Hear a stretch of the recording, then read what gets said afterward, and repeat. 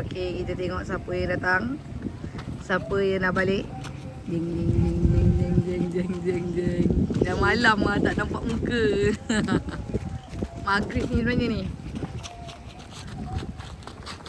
Air dah tepi.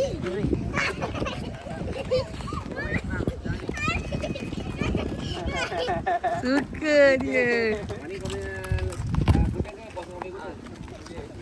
Ni. Habis kau beli. Ha? Topi aja ni. Yang kecil tu. Yang ada pagi. Ha, tu boleh pagi. Tu boleh datang ke? Boleh.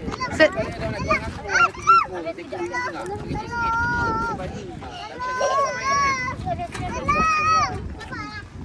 Senang tak bang jaga dia? Dia bagi dedak ke apa? Ha, bagi dia dia macam jaga Lembu. Ha, Kita jaga lembu. Dia kata nak bela juga kuda. juga.